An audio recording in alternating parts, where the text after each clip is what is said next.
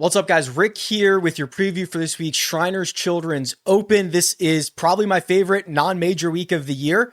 Obviously, this is a home game for me.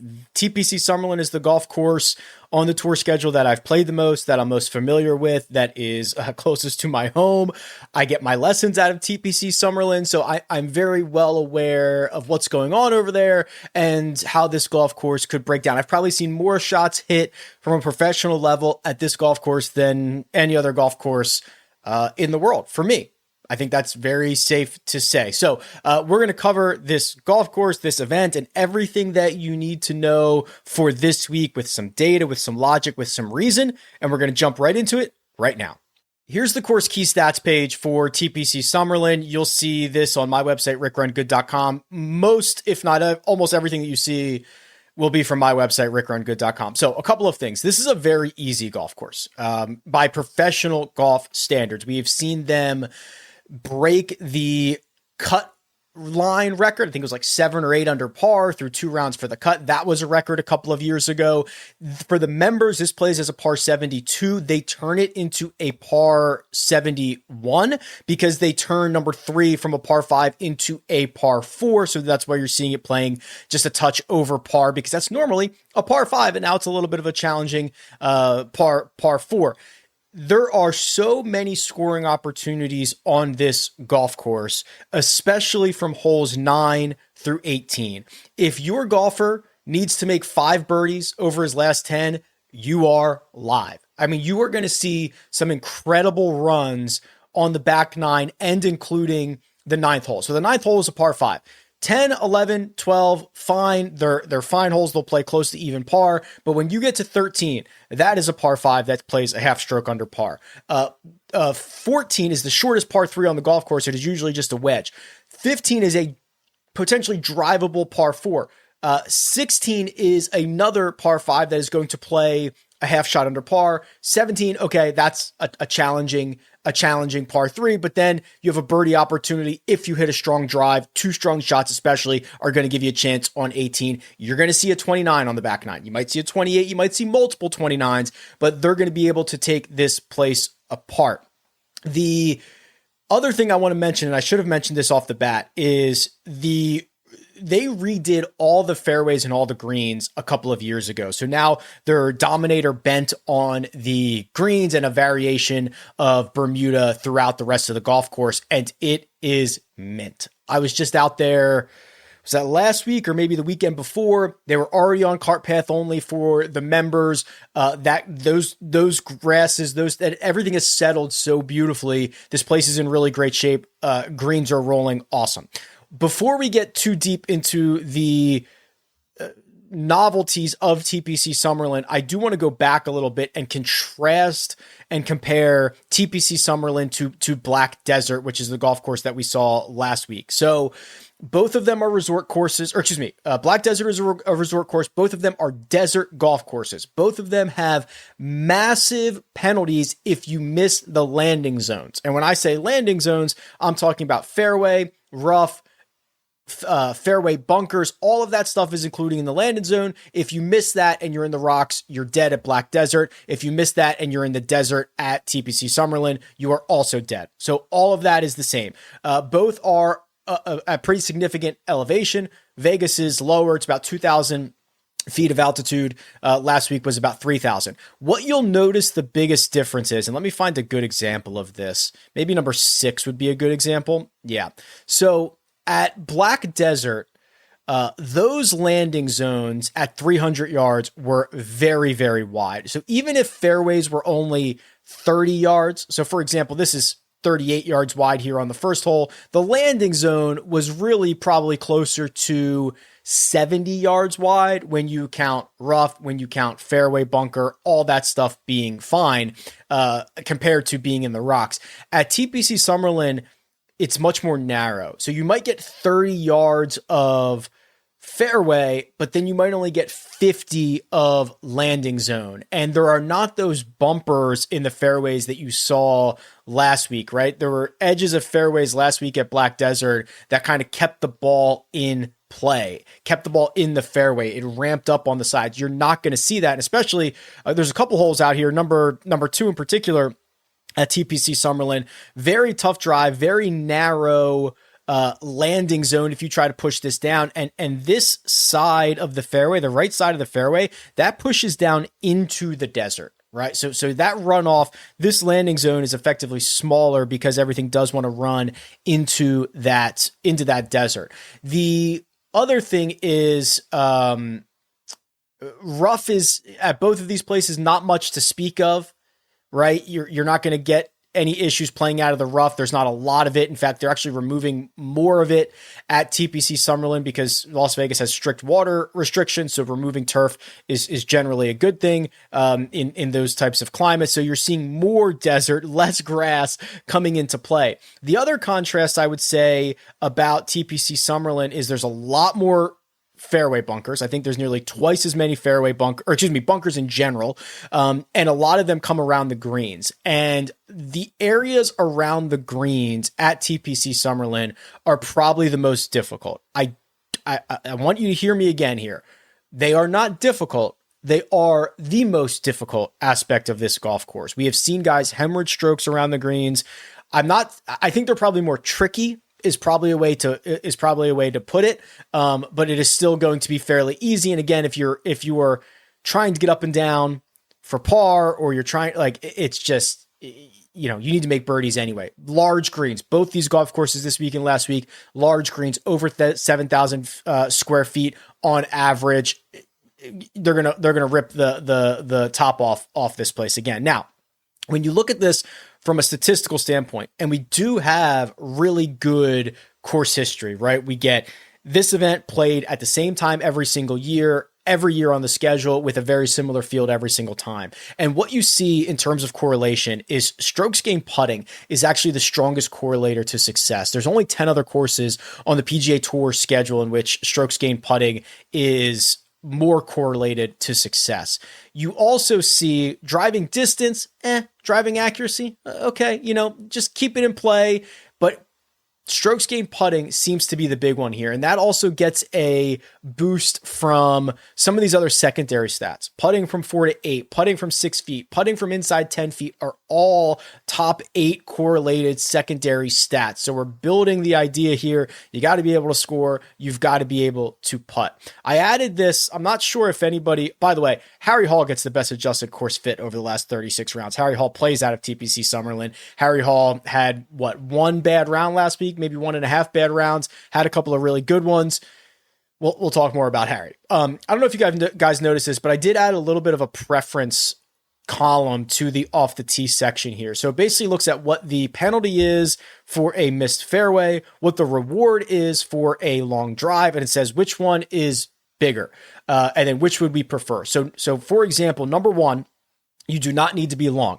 If you hit a longer than average drive, you are only picking up 1/10 of a stroke on the field. But if you miss the fairway, you are losing half a stroke to the field. So on hole number 1, we prefer accuracy. Okay. So you do that for every single hole. First 3 holes, accuracy, accuracy, accuracy, distance on 4 and 6. And then you get 5 in a row for accuracy, 2 more for distance, and 2 more for accuracy. So what do you get? You get a preference, a statistical nod towards guys who are going to play out of the fairway as opposed to guys who are going to hit the long drives. You'll also note the fairway hit numbers are massive, right? You're talking about 60, 70%, 80% in some situations. So a lot of guys are hitting the fairways, and those that are missing them are getting a big, big penalty for that. And then you'll see just a lot of wedges in here, a lot of wedges, a lot of shots from inside 150 yards, the opportunity to get a lot of makeable birdie opportunities, above average rates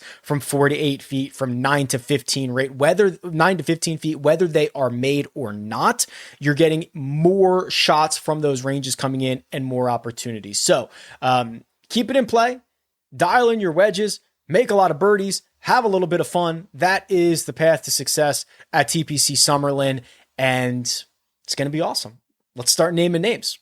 All right, here's the cheat sheet on RickRunGood.com, and we've got 3 golfers over $10,000, and I find all of them to be rather interesting. We'll deep dive all of them. Tom Kim leads the way at $10,800. This is the first time that we've seen him since the President's Cup. Same goes for Taylor Pendrith, who's $10,200, both on the international team, both in a losing effort. And then smack dab in the middle of those two is Davis Thompson at $10,300, who is one of my guys, great tee to green player. We've got to look at all of this stuff here. So Tom Kim, let's start there. And the thing that you're going to get right out of the gate for Tom Kim is the back-to-back wins, right? He won this event each of the last 2 years. He has picked up an insane number of strokes on these putting surfaces. That's also with the new surfaces, so like there's no concerns there. He is not very long off the tee, but he is accurate when he's going well. So of course, this is going to a place that sets up really well for him.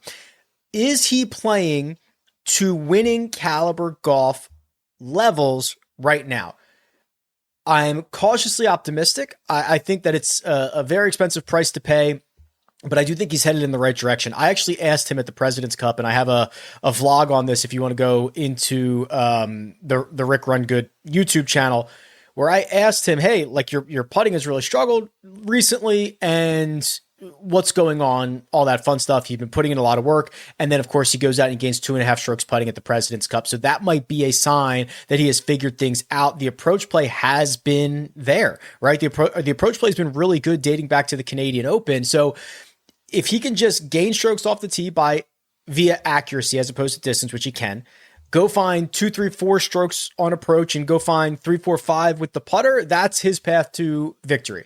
I think it is possible. I don't think it's super likely, but I think it is a fair price. If you want to roll with Tom Kim, I'm not going to beat you up on that. Let's just jump to Taylor Pendrith. I think on paper, this is not a particularly good golf course for him. However, when you look at his results, it's T47, T44, T3, because he's able to club down a bit. Yes, he's going to gain strokes. If he wants to hit driver, he's going to gain strokes with the driver, but he's not required to hit driver on every single hole. He can play a little bit of positional golf, and then it turns into a wedge fest. And he's very good from some of those closer proximities, and he's proven to be one of the better putters that we have in this field. So I think that this is a decent spot to run out Taylor Pendrith. I saw a lot of really good play from Pendrith at the President's Cup. I saw a lot of really bad play. So it was volatile in nature. I do not think he is the safe golfer here. I think he could play out of the rocks. I think things could go sideways for him, but I do think that he is incredibly high upside. And then Davis Thompson. Davis Thompson has gone on a run since the Byron Nelson, which was in May, where he's been one of the better tee to green players on the PGA Tour. In fact, if we just go to the last 35 rounds for everybody in this field, strokes gained tee to green, I don't know what it's going to look like, but I imagine Davis Thompson's pretty high, and he is. He's like 12th in this field. And when you start to remove, Korn Ferry and DP World Tour stuff, it probably gets even better than that. So we've got a good situation here. He's a positive putter. The only problem that we have with Davis Thompson is this second column here, which is the approach play. Now, he's been good in his 2 starts at TPC Summerlin the last 2 years, plus 2.9, plus 2.6 at this golf course on approaching. He's actually lost with the putter. So we almost need to be able to marry the historical stuff on approach with the recent putting and the kind of career putting for Davis Thompson, and I think he's in a really good spot. This is tough for me.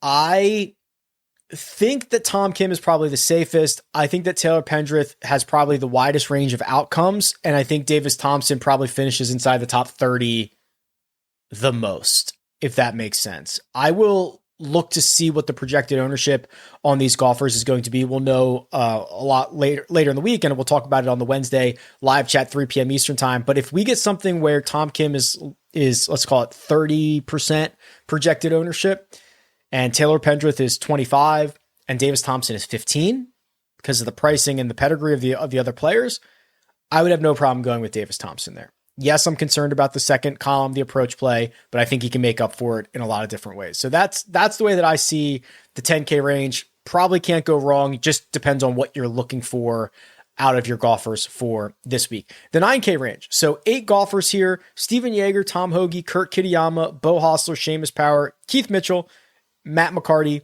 Eric Cole. I will point out, as we go, if I can remember, the guys that have Vegas ties in this range, it's Kurt Kitayama, it's Seamus Power. Seamus is going to have a big crew around TPC Summerlin. His uncle owns The Bar.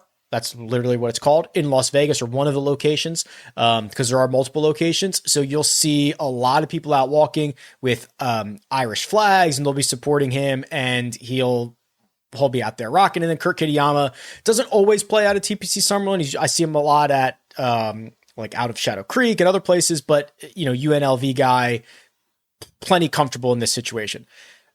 Not only are they Vegas guys, removing that, I think they're interesting guys to look at from a form perspective. So Seamus Power closed well on Sunday, flies up the leaderboard, ends up finishing T11, and continues to put together some of the better statistical profiles that we have seen in years from him. The putter is scorching hot. He's gained strokes in 10 of his last 11. The tee to green play is also very good. He's gained strokes in 8 of his last 9. Those are the only aspects of the game, right? Tee to green and putting. And he's gaining significantly in all of those. The results are coming in. He has basically not stopped playing golf since the end of the PGA Tour season, which I also like to see. And the only concern is, despite having the ties to Vegas, despite having the support, despite having a game that on paper should be a lot better at this golf course, he hasn't played well here. His best finish was a T21 that was in 2021. It's a little bit surprising to see the level of struggles that he has had, but I would argue he's playing better golf now than he was at any point leading into those events. I don't know how fair that is. I think it's pretty fair, considering the form that he's in. So I'm very interested in Seamus. And then remember, Kurt Kitayama was a very big concern last week. I didn't know what to do with him. I thought he was incredibly highly priced. Didn't really know what direction to go. He finished T25, but if you look at the advanced metrics, he gained 10.5 strokes on approach. That is an absolutely insane number. He lost 7.6 with his putter. That is probably going to be, let's just double check, it is the worst putting performance of his career. Is he going to do that again? Almost certainly not. He's only played here 3 times. This is going to be the 4th time he's played here. He has missed the cut in each of his first 3 visits, but they were 2016, 2019, 2022. It's weird where I was kind of out and concerned about Kurt last week. This feels like I saw enough from especially a ball striking perspective to get back in on this, but we just need him to putt to a 0. Anything close to that is going to be pretty valuable for Kitayama. We are getting some really good trends on Steven Jaeger, who's $9,900. He has clearly found something with the putter after losing strokes, and a lot of them in 8 consecutive events, from the PGA Championship to the Wyndham Championship. He has now gained strokes putting fairly significantly in 4 straight. And you can see, we talk about this a lot, how the game, he's plugging leaks, right? You look back at the Wyndham Championship, it was pretty red and bad throughout the bag. Then he starts picking it up with the putter. Then he increases with the putter. Then he adds a little bit of approach play and a little bit of driving. Then last week he gains throughout the bag in a very sustainable, great looking stat profile, 8.5 from tee to green, another 3.5 with the putter. Was very close to winning that golf tour. I mean, he had a couple putts that, he was like a collective 6 inches away from tying Matt McCarty, or at least forcing this thing to a playoff. So I do think we're getting a pretty good trend line from Steven Jaeger. I should probably talk about, if you look at course history, it is fairly sticky, right? So when you see a guy who doesn't have great history, I am concerned about that. And that is Jaeger as well. It's certainly nothing to write home about. Guys that have really good course history, you can see the course horses here on the Holy Grail. I've got a minimum of 10 rounds in there. Adam Hadwin, Matt Neesmith, Harry Hall, Webb Simpson, etc. These might be guys that are not always on your radar, but like Bo Hostler's here, 24 rounds. He's 9,500. He's gaining, he's doing it all through the short game, all of it. Actually, he's losing strokes, ball striking, gaining more than that, obviously, and getting him out of the hole and then some with the short game categories, which is not super crazy for Bo, but you can look through this history, and I do think it's fairly sticky. Tom Hoge. Okay. Forget what you've seen from Tom Hoge for the last 6 months. Forget, I don't know, a lot of different things. This is a guy who, historically, let me go back. I mean, he used to be much more accurate than this, right? I mean, he is actually not as accurate as I remember, but great wedge player. One of the best wedge players in the world. We've seen the putter catch fire at times. If you look at what he's done recently, very bad. He did play better at the pro. The pro core was, and maybe he needed a reset, although it was only 2 weeks, but the pro core was the stat profile that you'd expect to see from Tom Hoge. +6 on approach, +5 with the putter. Give me that again, right? Give me just a wedge in on every single hole, make enough putts. You don't have to do anything crazy off the tee. And if you're having to gain 3 strokes around the green, you're probably not playing well anyway. So this is I believe probably a higher risk option, but Hoge is here. And then how about our champion last week, Matt McCarty? Hat tip is making us all look very good, right? I mean, we talked about Matt McCarty, I think after the Nationwide, talked about him before the Sanderson, talked about him before the Black Desert Championship. This is a guy who's now won 4 times in his last 10 starts. I love that he did it last week exactly how we would expect him to. The scouting report on Matt McCarty was very elite putter, great short game in general, positive on approach, positive off the tee, but he's not going to ball strike you to death. And that is really what he did to win at the Black Desert Championship. And that's a very good sign. I don't know if he's going to end up playing this, right? Would you be surprised if he withdrew from this event after the win? I would not be surprised at all. But if he ends up teeing it up, you've got a golfer who's won 4 times in his last 10, who we are already well aware of, who is going to a golf course that is very similar, another desert style golf course, a golf course that rewards putting, his superhero power. Like, I don't care. Let's run him out again. The dude knows how to win. It's not, I mean, he wins. He's won 4 times in 10. It's not like he's going to go away anytime soon. So I would not be worried about running him right back out there. The 8K range. We've got great desert golfer Adam Hadwin. We've got a couple of Vegas ties in Harry Hall and Maverick McNeely. Johnny Vegas, not from Las Vegas. Let's just start with Harry, right? Yes, I am a sucker for Harry, but played well. Let's see. Was really good the first 3 rounds. He was in the mix, gaining 4 strokes on Thursday, slight positive on Friday. His best round of the week came on Saturday. Then he gave up all of that and a little bit more on Sunday to drop to T35. It's not the end of the world. 75% of his rounds last week were very good. His history here is awesome. T8, T15, T26, has gained 14 or 15 strokes putting in those 12 rounds. This is where he plays out of. This is home. Okay. Very familiar with this golf course. If you're sticking with Harry, or if you've been sticking with Harry, you got to go one more time. You absolutely have to go one more time. We will assess Harry Hall moving forward. After that, I want to look at Adam Hadwin. I want to look at Ben Griffin. I even want to look at JT Poston, and I don't know what I'm going to find when I look under the hood here. And I guess we got to look at Cameron Davis as well. All right, well, we got work to do here in the 8K range. Let's just get right to it.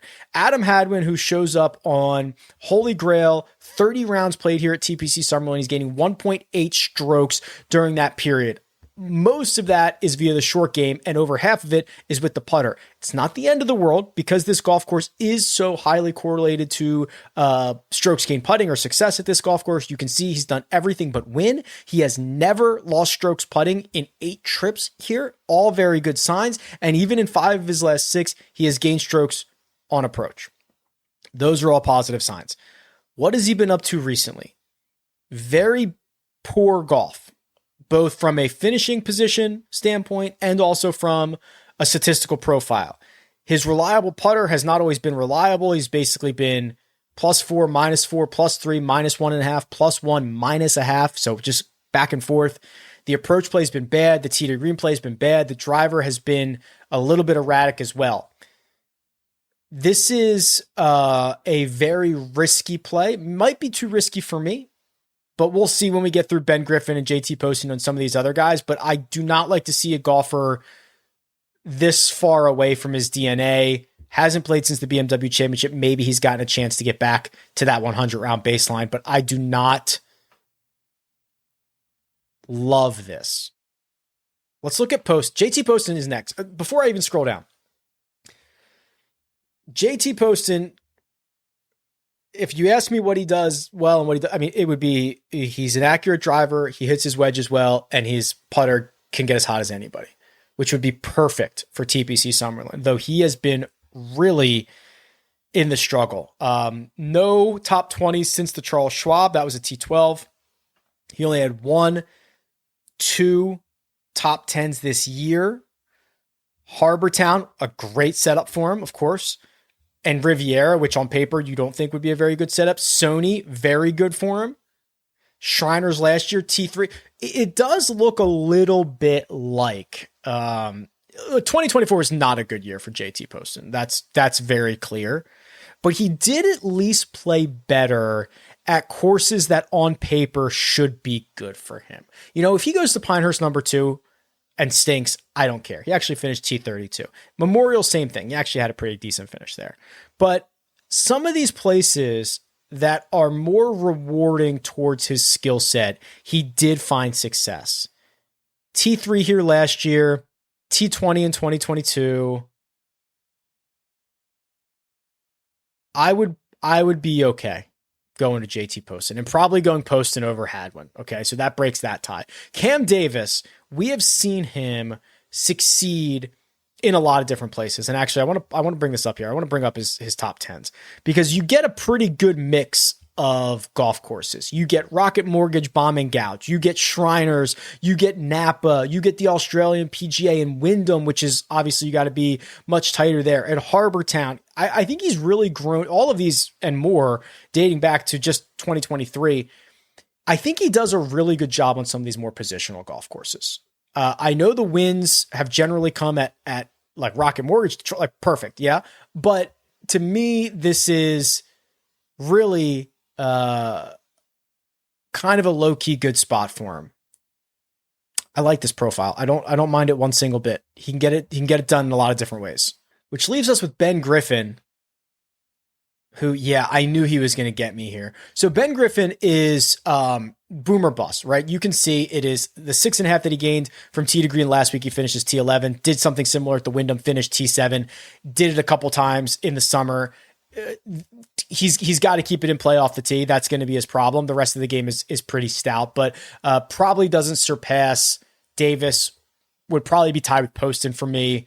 And then, of course, we're going to run out Harry Hall. So I'm going to probably have pretty decent exposure to that 8K range just because there's a lot of good options there. So we've got to start figuring out what's going on in the 7K range. We've got Kevin Yu back in the mix. We've got Matty Schmid, who made a really good run last week and now has 2 top 16 finishes in the fall portion of the schedule. And he played a lot overseas on the DP World Tour. So he's been very active as of late. This range has Ricky Fowler in it. And like, there's a lot going on here.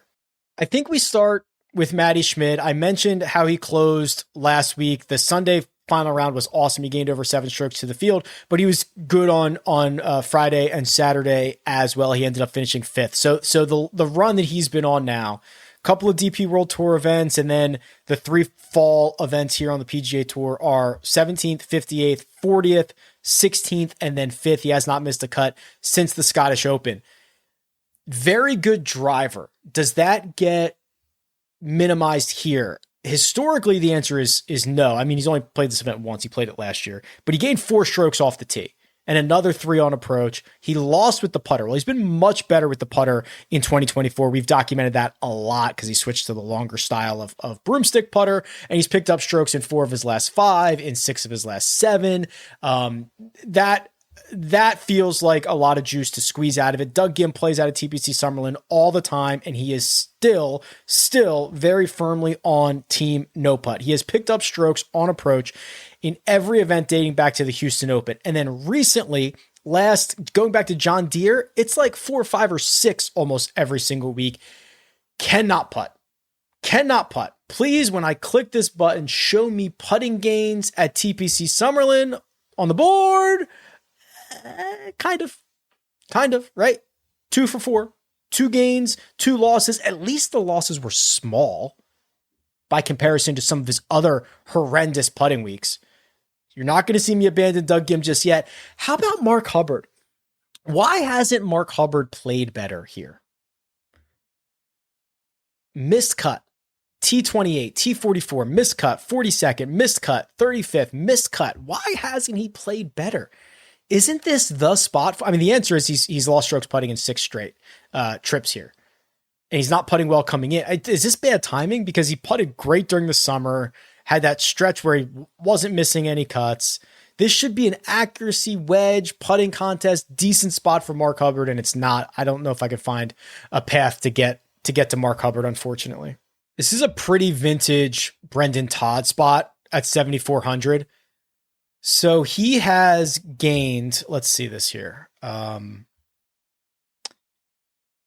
So his last 3 starts, he has lost in totality like 6 strokes on approach. And those are still T12, T22, T44. Not many guys can do that because he is such a good short game specialist. He can find the fairway. This is the profile we're looking for. With what he did at the Wyndham. The tiniest of positives off the tee, maybe a stroke on approach, and then just heat up everywhere else and just make as many putts as you can. Hasn't played here since 2022, finished T28. Then it goes back a lot farther from 2019 to 2012. 1 T12 and 3 missed cuts. I don't know if you can look at any of that and be very happy considering they're a decade ago. Grasses have changed. He's changed a lot of that stuff. But even just looking at the recent form, there's definitely a path for him.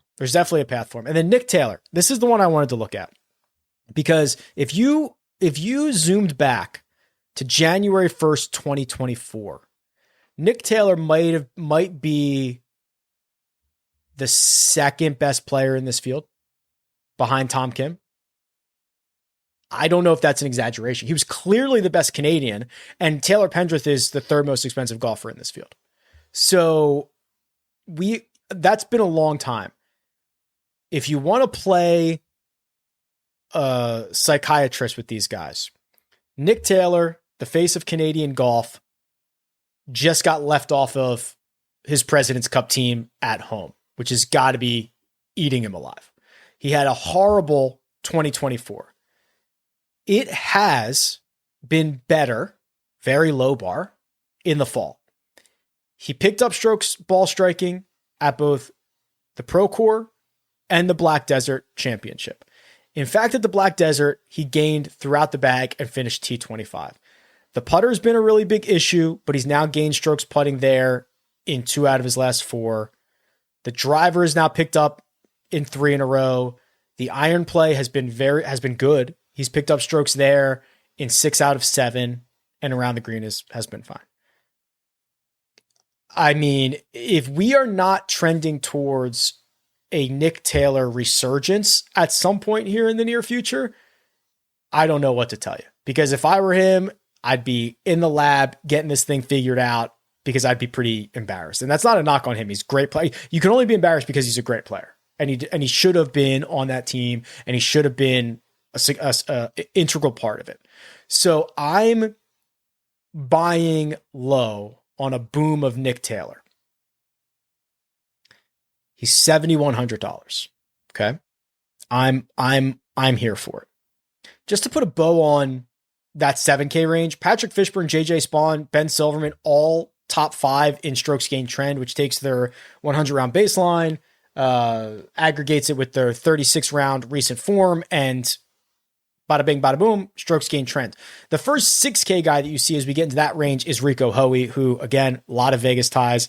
I don't know if he plays out of TPC Summerlin full-time, but I do know he's very familiar with the golf course. He is $6,900. He's continuing this great run, finished T21 last week. There are very few golfers in this field that have green positive blocks, which means they're better than average in all four strokes gain metrics: driving distance, driving accuracy, greens and regulation, especially down this range. And Rico Hoey checks that off. So very good start to the top of this board. Joe Highsmith. we talked about this a little bit on the First Cut podcast. I don't know when he started doing this new putting grip. If you've seen it, it's pretty crazy. So he's left-handed. So he switches his grip. So it is, he's going right hand low for him, which is backwards. He's flipping his hand around. He's doing the pencil grip, but he's doing the pencil grip with the hand opposite of what guys usually do it with. So instead of doing a pencil with his left hand, he's doing it with his right hand. So it looks totally bizarre. It actually looks like he is a right-handed putter, but with that, he picked up 6 strokes putting last week. So 6 strokes putting, 3 on approach. He's been a very good ball striker throughout his short PGA Tour career, and he was very bad on the greens. He's now gained in 3 of his last 5, and that big gain last week. I'm interested to see if that continues. So he is $6,900 as well. After that, we fall off a cliff pretty quickly. I'm going to pull up Dan McCarthy's, not to be confused with Matt McCarty's profile. He's min priced at $6,000. Ian Gilligan, I'm not very familiar with. He played the Barracuda. He doesn't have a lot of history here. The other ones I wanted to pull up were, stand by. I was sorting in a different direction here. I wanted to pull up Dylan Wu and Nico Echeverria. So let's look at these guys together. So Dan McCarty, Korn Ferry guy. So here we go. T7 at the Nationwide, T44 at the Korn Ferry Tour Championship. Those were his last 2. We've got positive gains, decent results, a very Korn Ferry-esque profile. However, it doesn't have as much upside as I would like, but he's only $6,000. You don't need much out of him. And he's been playing full-time on the Korn Ferry Tour. He's got to be better than some of these other guys at $6,000, doesn't he? He's got to be better than Kevin Kisner and Camilo Villegas and Danny Willett, and it's got to be better than those guys, right? I think making a cut is certainly not out of the question. Dylan Wu, yeah, that's what I was afraid of. I thought that number was going to be really ugly, and it is. He's lost 10 strokes on approach last week. Wow, he must have found the rock a lot. Lost another 5 with the putter. Okay, that was even worse than I expected. Nico Echeverria, I wanted to see how he did this. Okay, this is much better. He's an incredible talent. He won an event. What did he win? A Barracuda? Puerto Rico Open. He won the Puerto Rico Open in 2023. He's an incredible talent. He has just not been able to put the consistency together. And what I thought I saw, and the stats are kind of verifying that, was a pretty darn good performance at the Black Desert Championship last week. +7 on approach, another 2 with the putter, small loser off the tee, which is kind of out of character for him. A loss around the green, again, kind of out of character for him. Would not be surprised to see him get in a run. $6,400, very, very cheap. You're just asking him to make the cut at this point. And then I think that's really it. I'm probably not going to get into the, oh God, Norman plays out of TPC Summerlin. Made the cut last week. I had 1 bad round Saturday. Other than that, he played all right. I would love it if he won this event. Come on, Norm. I don't know if I can actually click his name, but I'll root for him. All right, let's go to the custom model here. Now let's get, we got to do a couple things. We are just going to do the weighted strokes gain baseline, right? Just 15, just give me that. And then what we're going to do is we're going to do a little bit of driving accuracy, 20, distance 8. Then we are going to do approaches I'm going to do these wedge buckets here. So, 15, that's probably too much. 10 on 50 to 175, 15 on 75 to 100, 15 on 100 to 125. And then we are going to do, so we have 17 left. Let's do 8 on, oh crap. I want to be able to put I got to take some off of approach, I think. I'm going to lower the approach one so that I can also put some on course history. We're going to put 8 on bent grass putting. And then we are going to do 8 on strokes gained putting last 24. And then we've got 11 left to do strokes gained TPC Summerlin. And our model is, oh yeah, sure. Number 1, Brendan Todd, right? Didn't I say on paper, this is absolutely a Brendan Todd spot. Tom Kim is number 2. So continues to model really well. I could see Tom Kim ending up, I could get nervous about Davis Thompson. I could get nervous about Taylor Pendrith, and I might just run out Tom Kim. Both those other guys are in the top 7 though. Davis Thompson is 5th. Taylor Pendrith is 7th. Harris English is 3rd. I'm going to click his profile. Adam Hadwin, sure. 4th. Davis Thompson 5th, as I mentioned. JT Poston 6th. Ryan Moore, Vegas guy. Just saw him out there 10 days ago. His 8th. Andrew Putnam is 9th. Seamus Power is 10th. Wow. Okay. So this looks like, that's the most beautiful Harris English profile, just gained across the board. That's when he's playing his best golf. He did it last week, finished T6. What this looks like for me is getting every single lineup probably having one of the big 3, Tom Kim, Davis Thompson, Taylor Pendrith, probably Tom Kim, and then finding the value in the Brendan Todds, the JT Postons, Harry Hall is number 14. Austin Eckroat is number 12. Didn't talk about him. Seamus Power is going to throw a wrinkle into that plan though, because he is 9,300 and he's 10th. If I go Tom Kim, Seamus Power, that probably does not leave me with a ton. Okay. Well, I'm going to save this and we can work through it on Wednesday as well. So we are going to call this 24, 10, 14 Shriners. Whoops. That's not how you spell Shriners. Shriners Monday. All right. We'll talk about that on Wednesday. Okay. I will see you Wednesday, 3 p.m. Eastern time, Rick Run Good YouTube channel. I'm stoked. Hope you are too. Best of luck. We'll talk to you guys soon.